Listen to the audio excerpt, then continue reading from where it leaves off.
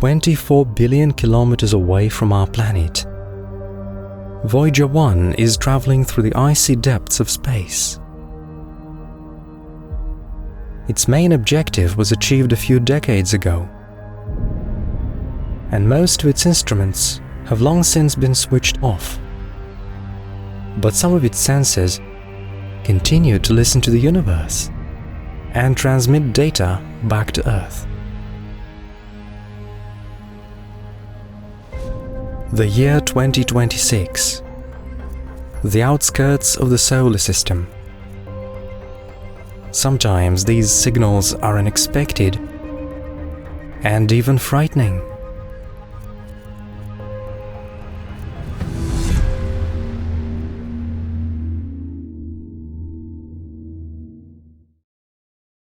When NASA engineers launched the Voyagers into space, they feared that the probes would quickly fail due to the radiation permeating the universe. Radiation surrounds us everywhere, in the ground, in the air, in our food. We cannot see or feel this radiation, but it affects us continuously.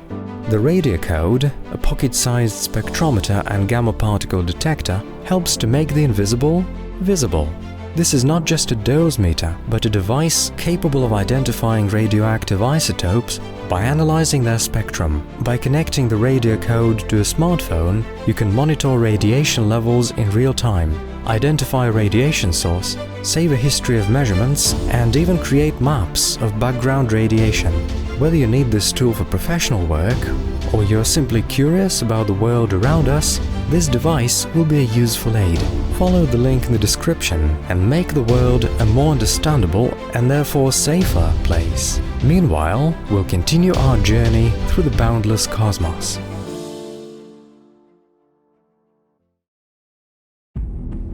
Before we get to the latest data from the Voyagers, we should understand their true purpose and the long and complex journey they have undertaken. Today, we will follow them, exploring the key stages of this great mission one by one.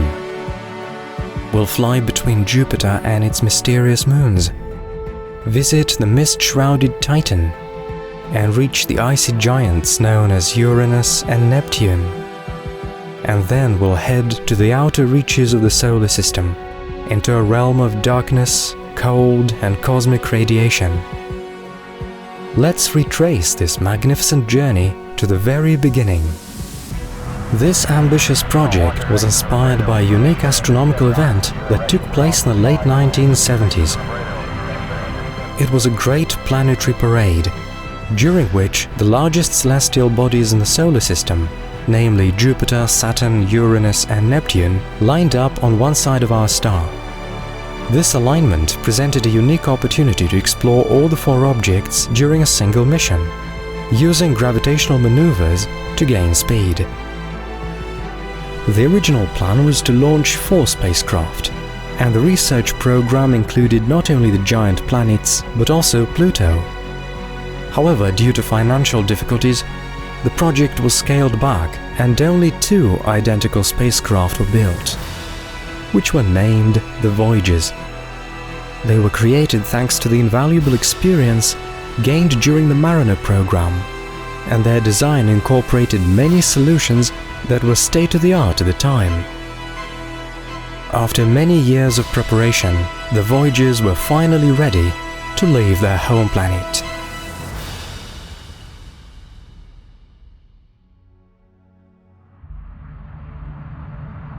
August the 20th, 1977.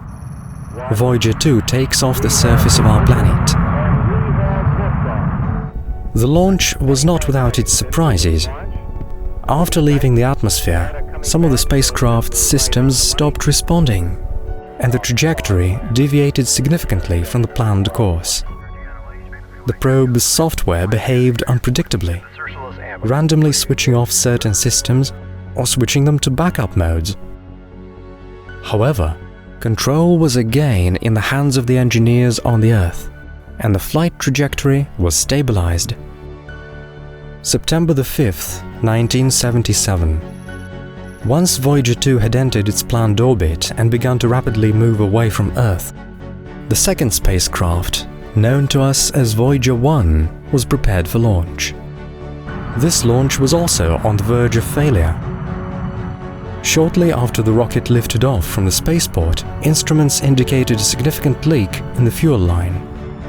As a result, the first stage was unable to reach sufficient velocity in time, and it was only thanks to a reserve of 500 kilograms of fuel that the spacecraft was nevertheless successfully placed into its intended orbit.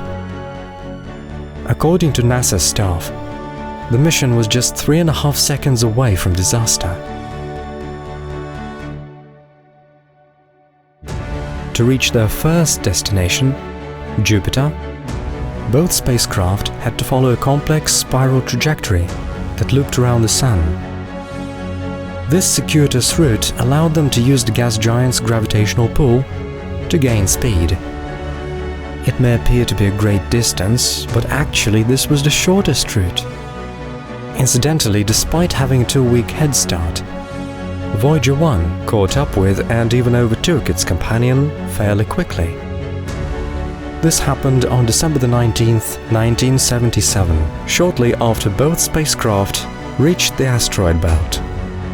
Of course, when referring to this event, we're only considering the distance between the Voyagers and Earth. In reality, due to their different trajectories, the spacecraft were separated by millions of kilometers of space at the moment of overtaking. It was in the asteroid belt that one of the spacecraft suffered its first serious breakdown. The main radio transmitter on board Voyager 2 failed, and a backup unit took over communications with Earth for the remainder of the mission.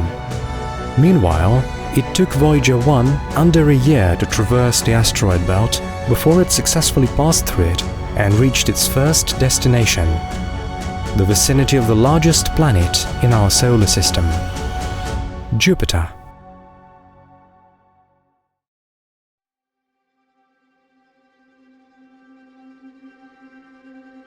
January the 6th, 1979. Voyager 1 begins observing Jupiter. Day after day, the spacecraft hurtles through interplanetary space. Meanwhile, Jupiter is gradually coming into view and becoming clearer. Eventually, it transforms from a blurry speck into a majestic gas giant. Thanks to 2 cameras with different fields of view, with either one capable of switching between light filters, scientists were able to obtain detailed color images of the enormous planet, which provided a wealth of previously unknown data on the processes taking place in its atmosphere.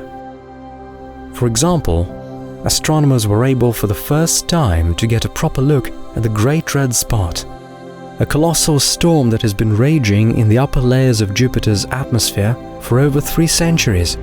At the moment of observation, it measured several tens of thousands of kilometers across, meaning the Great Red Spot could easily have swallowed a planet the size of Earth.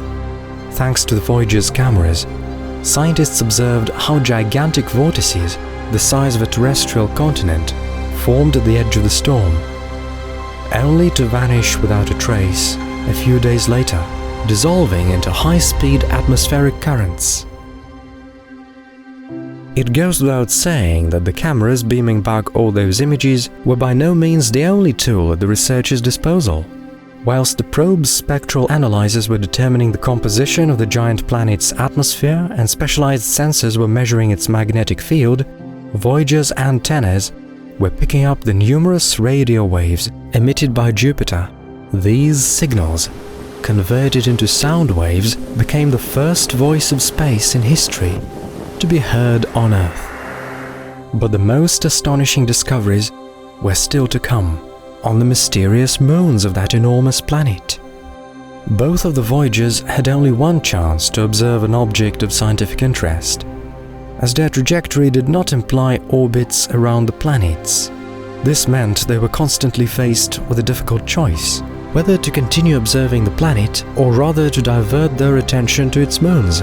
Fortunately, Voyager 1's trajectory was designed in such a way that it was able to fly past most of Jupiter's major moons, providing us with a great amount of important data about them.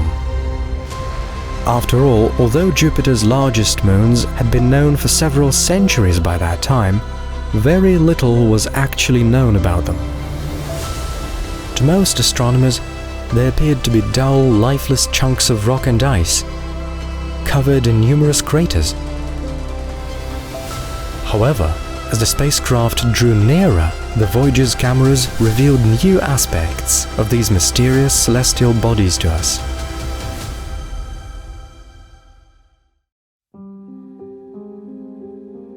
March the 5th, 1979. Voyager 1. Speed 24 kilometers per second. First, the spacecraft sent back to Earth photographs of Amalthea, Jupiter's fifth largest moon. For the first time, astronomers observed its uneven, dark, crimson surface and measured the temperature of this celestial body using infrared sensors. As expected, it turned out to be very low, between 90 and 165 Kelvin, which corresponds to a range from 183 degrees Celsius below zero to 108 degrees Celsius below zero. The next moon on Voyager 1's path was Io. It had been thought to be a small and unremarkable world, but in fact it revealed to astronomers something that had never before been seen anywhere but on Earth. Active volcanoes.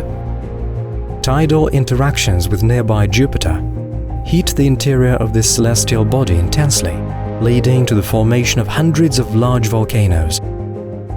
During eruptions, they eject powerful jets of liquid sulfur dioxide, which can reach heights of up to 500 kilometers, thereby propelling thousands of tons of material into space. It was precisely these mega fountains that were spotted by NASA observers through their camera lenses. Having traveled a little further, Voyager reached Jupiter's next major moon, known as Europa. Here, its cameras captured vast icy plains, crisscrossed by deep fissures. Although the distance to the celestial body remained quite great, over 730,000 kilometers, the quality of these images still surpassed all previous ones. It was the Voyager's photographs that prompted the hypothesis of a hidden ocean beneath Europa's surface, and consequently, its potential habitability. The next object to come into view was Ganymede, the largest moon in the entire solar system, 8% larger than Mercury. It turned out that its surface is covered with majestic mountain ranges and ancient valleys dotted with craters. At the same time, Voyager's sensors detected that this celestial body has its own magnetic field and therefore a liquid metallic core. This unique feature makes Ganymede more similar in structure to a fully fledged planet than to a moon. The final object in the Jupiter system to come under close scrutiny was a moon called Callisto. Here, unique tectonic structures were discovered, multi-tiered craters known as cirques. It is believed that despite their outward resemblance to impact craters, these landforms are not associated with meteorite or asteroid impacts. It is thought that they formed as a result of the gradual cooling of the Moon's interior and the collapse of its crust under its own weight. It is possible that pockets of unfrozen subsurface ocean or gigantic voids lie beneath them. Another hypothesis suggests that these are frozen ice waves that spread across the Moon's surface following an asteroid impact. Be it as it may, it will only be possible to say anything with greater certainty after further research. Before long, Jupiter and its numerous moons were left behind.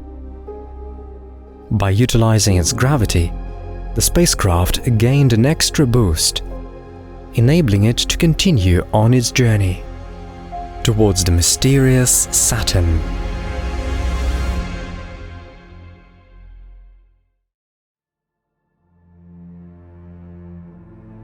August the 22nd, 1980. Voyager 1 begins observing the Saturn system. Speed 22 kilometers per second. The space probe is gradually approaching the second largest planet in the solar system. Its cameras are capturing new and astonishing details of its appearance. Fine details of the rings are becoming visible, as are the giant storms on Saturn's surface. Scientists are also observing striking auroras in its atmosphere, while spectrometers are analyzing its composition. Saturn's atmosphere turns out to consist of hydrogen and helium, just like Jupiter's, but in different proportions. Meanwhile, as the gas giant captured in the images loomed larger, the mission organizers were faced with a difficult choice. On the one hand, it was necessary to explore Triton, an understudied and promising moon of Saturn. On the other hand, approaching it would rule out the possibility of extending the mission to the two outer planets of the solar system, Uranus and Neptune. Given the extremely limited knowledge of these planets that had been accumulated by that time, it was a truly difficult choice. In the end, Triton proved to be the higher priority, and Voyager 1's trajectory was adjusted so that it could get as close as possible to this enigmatic moon.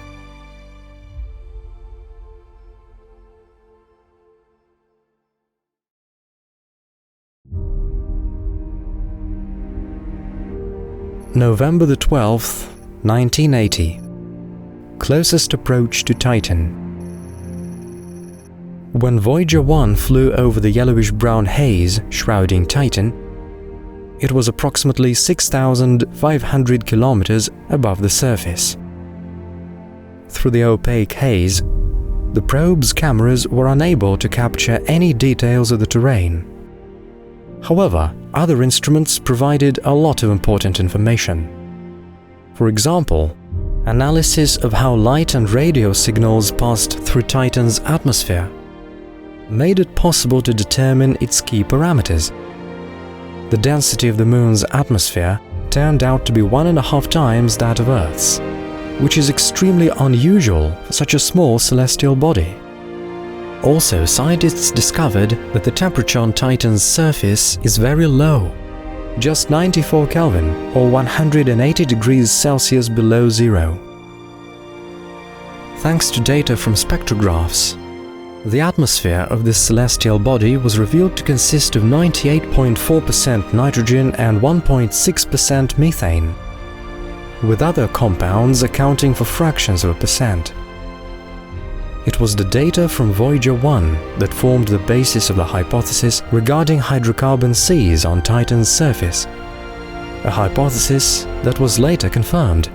In addition to that, the deviation in Voyager's trajectory during its flyby of Triton made it possible to measure its mass with a high degree of accuracy. It turned out to be 80% greater than that of our Moon. Leaving Triton behind, Voyager 1 continued on its journey.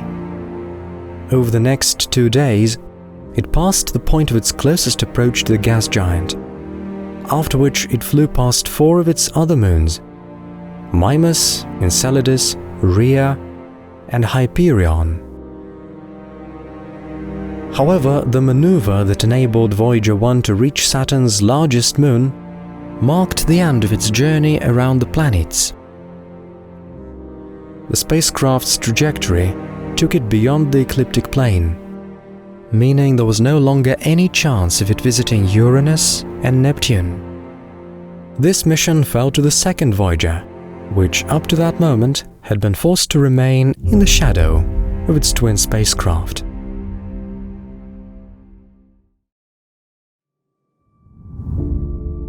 August the 22nd, 1981. The Voyager 2 spacecraft. The vicinity of the Saturn system. During its journey, Voyager 2 lagged slightly behind the first spacecraft. It visited Jupiter 2 months later, and by the time it reached the next planet, the gap had widened to 9 months.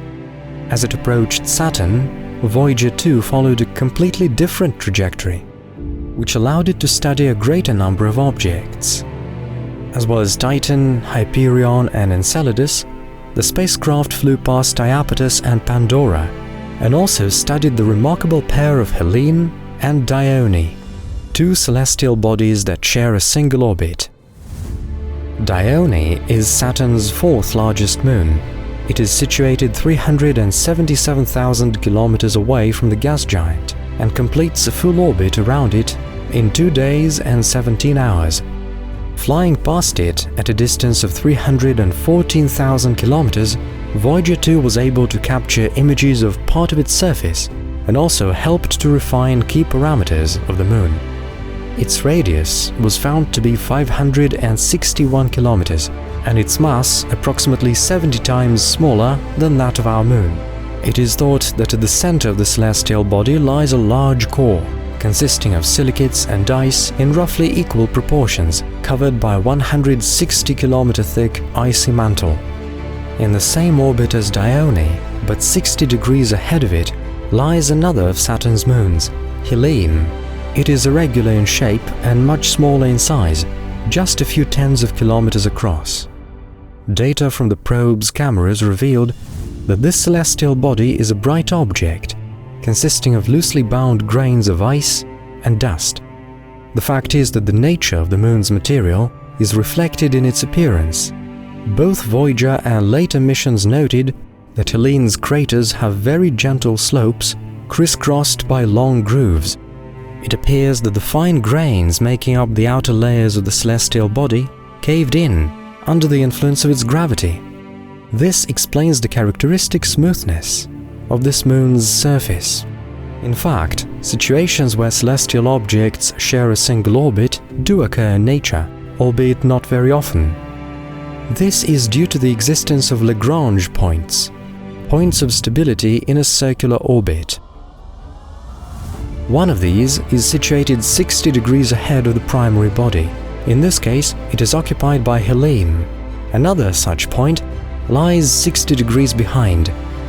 The Voyager probes did not explore this region in sufficient detail, as they had other objectives and their time was limited. Consequently, the third object in this group was only discovered in 2004 by the Cassini spacecraft, which was specifically designed to study the Saturn system. The celestial body was named Polydeuces and is a 3-kilometer wide rocky fragment following Dione along the same orbit. It is thought that Polydeuces is a loose and porous body, formed from a multitude of fragments that have coalesced at a stable gravitational point. Its surface is bright and smooth. This is believed to be due to a shell of ice particles that have settled on the Moon's surface from space. Most of this ice originates from one of Saturn's rings, which is formed by Enceladus's cryovolcanoes. Voyager 2's journey then took it past a host of other remarkable moons of Saturn. However, whilst flying past the gas giant, an unfortunate malfunction occurred. The rotating platform housing the cameras became stuck in one position due to a frozen bearing. As a result, by manually maneuvering the platform, it was possible to get it moving again and restore it to working order, although with some of the data irretrievably lost.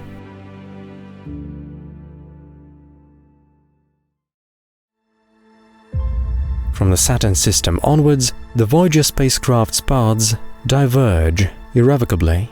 The first spacecraft veers far off the ecliptic plane and is irretrievably swallowed up by the cosmic abyss.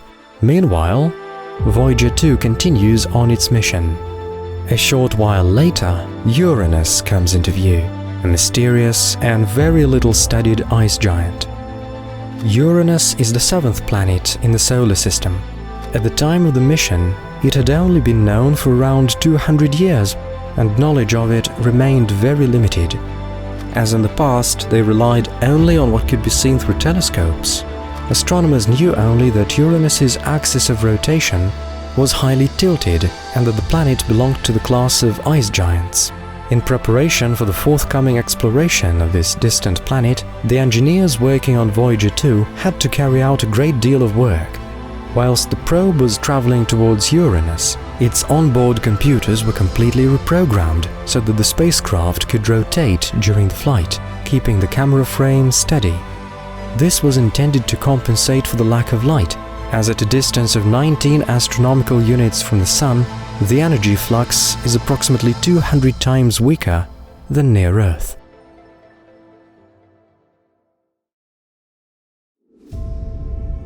November the 4th, 1985. Voyager 2 begins observing Uranus. Speed 17 km per second.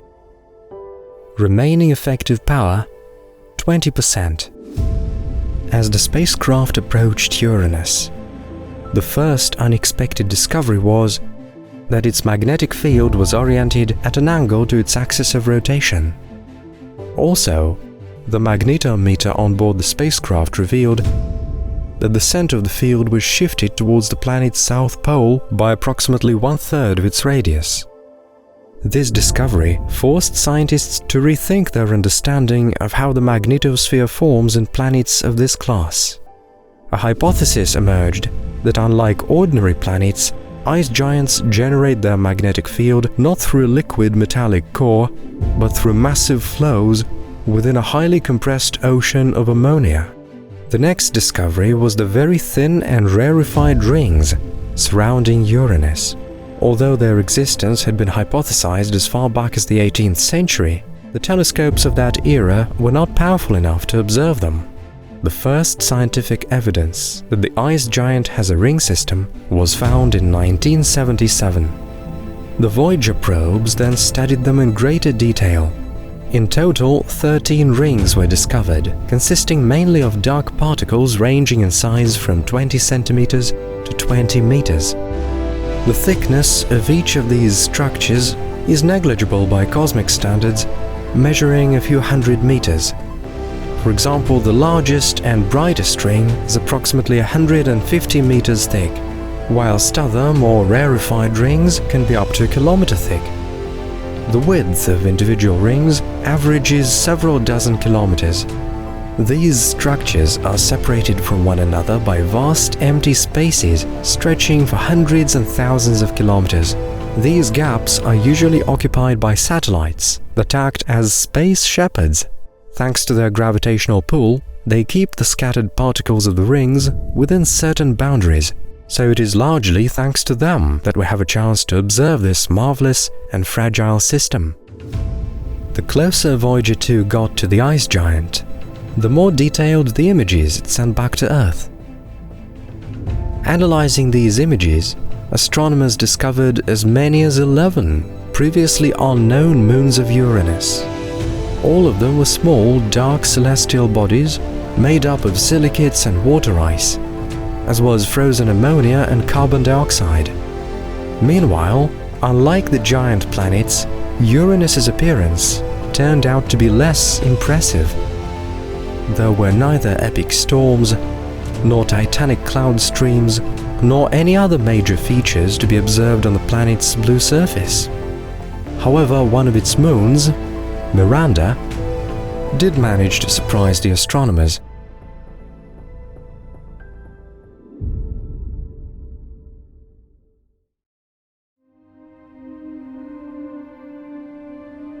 This celestial body was discovered just a few decades before the Voyager missions. In 1948, Uranus's fifth largest moon, Miranda orbits very close to the planet, just 130,000 kilometers away. This celestial body has a diameter of only 470 kilometers, and its mass is approximately 1,000 times smaller than that of our moon. Based on our current understanding of planetary structure, it is thought that a 200-kilometer-wide rocky core may lie at the center of the celestial body. It is possible that immediately after its formation it was molten, but cooled rapidly, and is now encased in an impressive icy mantle approximately 135 kilometers thick. Voyager 2 flew just 29,000 kilometers above Miranda's surface and transmitted numerous images of it back to Earth. It turned out that for such a small celestial body, it boasts an extremely varied topography. Thanks to the Voyager's photographs, complex geological features were discovered on this moon's surface. These include coronae, for example, crater-like features hundreds of kilometers in diameter. It is believed that they formed as a result of convection in the icy mantle, heated by Miranda's hot interior. This internal heat originates from the tidal forces from Uranus, which is nearby, and this causes Miranda's icy crust to deform and crack. Voyager 2 also revealed that Miranda's surface is quite rugged due to numerous cliffs, the largest of which is Verona Rupes. It is situated in the southern hemisphere of the celestial body and stretches for at least 116 kilometers. This landscape feature is between 10 and 15 kilometers high, which is 2–3% of Miranda's diameter, or 5–7 times the height of Earth's Grand Canyon.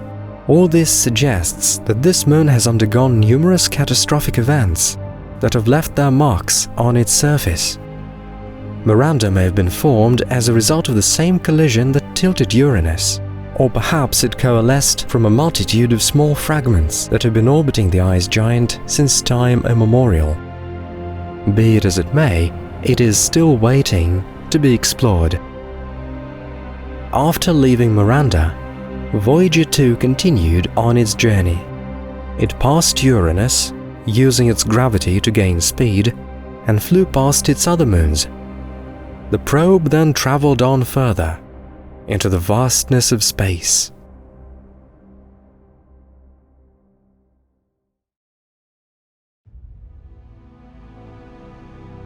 Four years later, Voyager 2 reaches the Neptune system. Speed 17 kilometers per second. Remaining effective power 9%. Even before the mission, the scientists knew that Neptune was an ice giant, 17 times more massive than our planet. It had only been discovered in 1846, which means that by the time of the Voyager's missions, it had not even completed its first annual orbit since its discovery. Thanks to the engineers' meticulous calculations, Voyager 2 flew just 5,000 kilometers above the upper boundary of Neptune's atmosphere. So close that the cameras captured its majestic and beautiful multi-layered clouds. For the first time, astronomers observed how the icy giant's enormous cirrus clouds cast long shadows onto the lower, denser layers. After analyzing the planet's atmosphere using the probe's sensors, scientists realized that its composition changes significantly with depth. It turned out that the outer layers consist mainly of hydrogen and helium, while the majestic cirrus clouds were found to be condensed methane. Further down, the sensors detected a mixture of hydrocarbons, carbon monoxide and hydrogen cyanide, with droplets of ammonia, hydrogen sulfide and water found in the opaque clouds. From time to time, colossal vortices the size of a terrestrial continent form on Neptune's surface. But unlike on Jupiter, where cyclones may remain stable for decades, Neptune's tornadoes dissipate completely within a few years. Another mystery lies in the upper layers of the atmosphere. They're abnormally hot. The average temperature of the particles there reaches 750 Kelvin, or nearly 500 degrees Celsius. At a distance of 30 astronomical units, the Sun cannot heat the atmosphere to such an extent, which means there must be another cause. It is currently believed that the source of energy for this phenomenon is a magnetic field which accelerates atmospheric particles ionized by cosmic radiation. A similar phenomenon, but on a much larger scale, is also observed in the Sun's photosphere. After its close approach to Neptune, Voyager 2 continued on its journey, discovering 6 previously unknown moons along the way. They were called Despina, Galatea, Larissa, Proteus, Naiad, and Thalassa. a barely discernible system of thin rings was also discovered. However, the scientists' main focus was on Triton.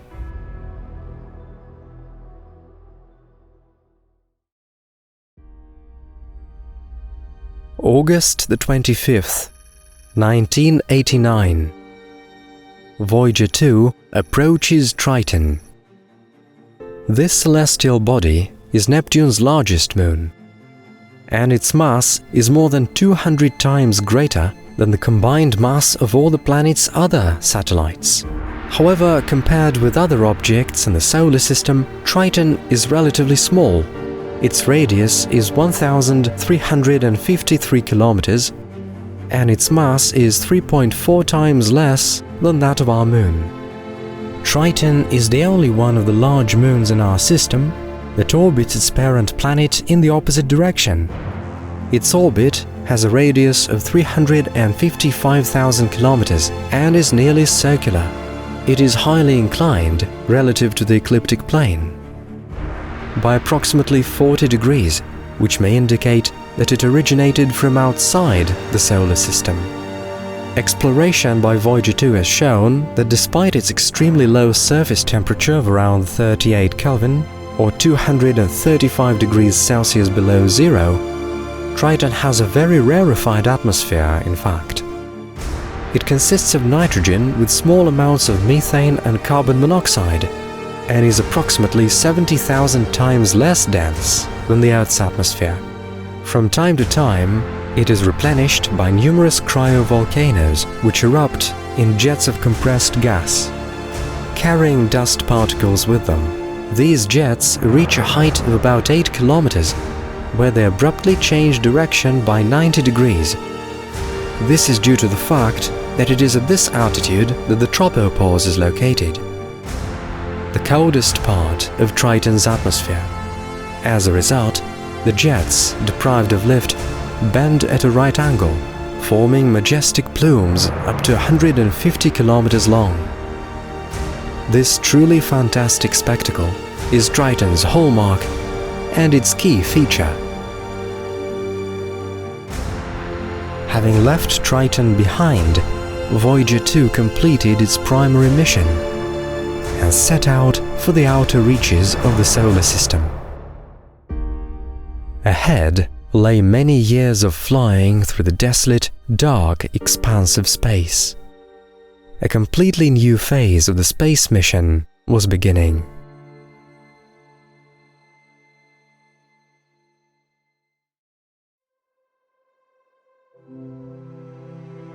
Once both spacecraft have completed their primary missions, the astronomers' attention turned once again to Voyager 1. By this point, it had traveled far ahead of the other, meaning that the information it was beaming back was more up-to-date. At a distance of about 40 astronomical units from the Sun, Voyager 1 positioned its cameras so as to capture most of the planets. This is how the legendary image, known as the family portrait, came about. It is not a photograph in the conventional sense, but a mosaic image with 6 planets of our solar system. Mercury and Mars are not there. The former was too close to the Sun at the time, while Mars was facing the spacecraft with its night side. The Earth appeared to Voyager 1 as a barely visible blue dot amidst the shining stars. Whilst of little scientific value, this family portrait became an important milestone in the public consciousness. An image that inspires deep philosophical reflection.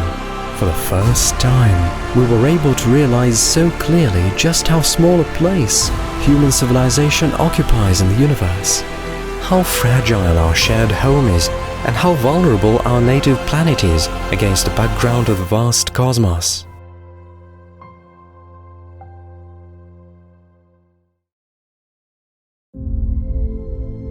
As it was an extremely ambitious project, the Voyager probes were built with a substantial margin of safety, which ultimately enabled them not only to successfully reach their primary objectives, but also a host of additional ones. Both spacecraft were built to the same design and have an identical structure. The titanium and steel hull carried not only 11 scientific instruments, but also 16 thrusters with propellant reserves, a large parabolic antenna, and 3 radioisotope power generators, which supplied the system with energy. The total launch mass of each spacecraft was 722 kilograms, and this decreased only slightly in the course of the mission. From the very start of the mission, the radioisotope power sources on both Voyager spacecraft gradually deteriorated, and their power output inevitably declined. The probes were launched with a power reserve of 470 watts, and roughly half of this energy was used to maintain basic functionality. Losses in the wiring, heating of the fuel system and instruments, and other needs. But this RTG is not a perpetual motion machine, and its power output is constantly decreasing due to the inevitable decay of the plutonium. For the Voyagers, the rate of degradation averaged 4 watts per year, less than 1% of the initial level. This value may seem insignificant, but over the course of decades it has become increasingly apparent. Shortly after the creation of the family portrait, this process reached a critical point. The first system to be sacrificed was the cameras. The Voyagers went blind, but continued to listen and sense the space around them. Next came the turn of the radio scanner and the ultraviolet spectrometer. Their primary purpose had been to study the gas giants and other planets. With all those having been left behind for a while now, it was no longer practical to spend energy on these systems. This was followed by the cessation of astronomical radio observations, the shutdown of the plasma subsystem, and certain other tools. Still, it was all worth it, as the Voyagers still had one more very important task ahead of them. It was precisely for this reason that NASA engineers strove to conserve every last bit of energy, which was dwindling with each passing day, to ensure there was enough power for the critical detectors and the communications system. The spacecraft's new objective was something no other spacecraft had ever achieved before: determining the boundaries and structure of the heliosphere.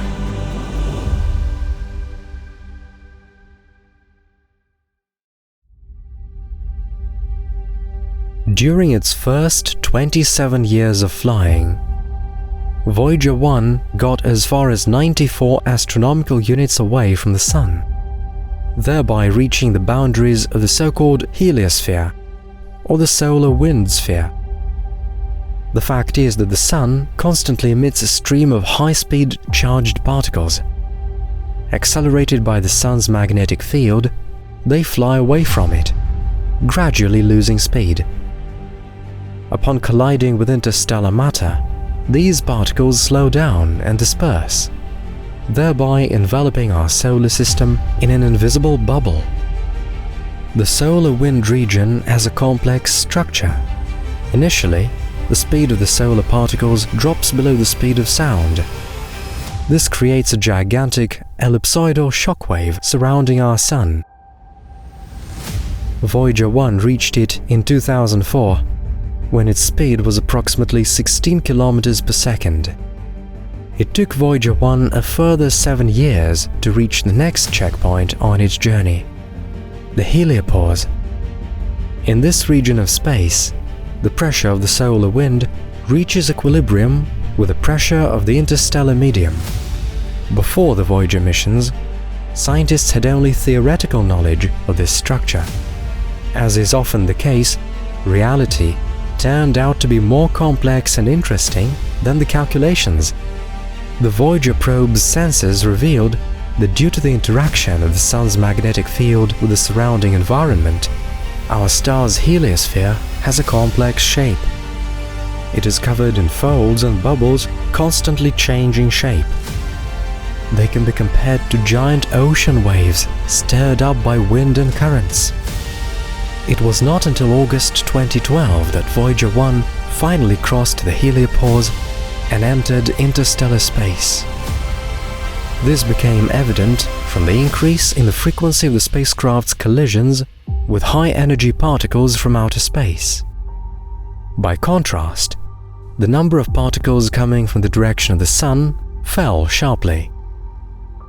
By this time, Voyager 1 was already at an impressive distance, around 120 astronomical units or 16 light-hours from the center of the solar system. At such a vast distance from the nearest major celestial body, scientists no longer expected any surprises. However, space has a way of amazing us. In 2021, Voyager 1 quite unexpectedly transmitted strange signals detected by its charged particle detectors. Their origin remains a subject of debate. Some scientists believe that the spacecraft heard the hum of interstellar space, while according to others, its instruments were caught up in a powerful solar wind eruption. Another hypothesis suggests that the space beyond the heliosphere has a specific structure, similar to soap foam, and the detectors are sensing this structure. And although at that moment the Voyagers were still very far from the boundaries where the gravitational influence of our Sun ends, it was clear that they would never be able to return. Ahead of them was an endless flight into the dark abyss of boundless space.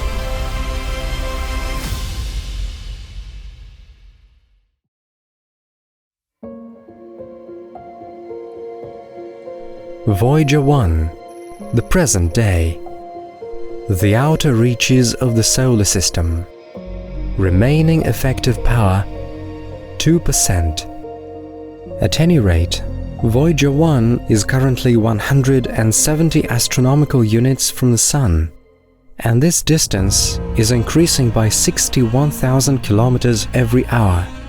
The second spacecraft is much closer, approximately 142 astronomical units from the center of our system. Most of their equipment had long since been switched off. Only a few low-power detectors and the communications system are still operational. The Voyager's speed is decreasing very slowly and currently stands at 17 and 15 kilometers per second. With all that taken into account, each probe still sends around 1.4 megabytes of data back to Earth every day. It is believed that the energy in the Voyager's generators will be sufficient to maintain contact with them until at least 2030. Recently, NASA engineers reconfigured the power distribution on the second spacecraft, thereby extending its expected service life by several more years. Still, eventually, this power supply will run out too, at which point the probes will lose contact with Earth completely and set off on their own journey through the vastness of space. Calculations show that in 300 years' time, the Voyagers will reach the inner edge of the hypothetical Oort cloud. It will take them a further 30,000 years or so to traverse this region and finally escape the Sun's gravitational pull. By that time, the distance between the probes and Earth will be around 1 light-year.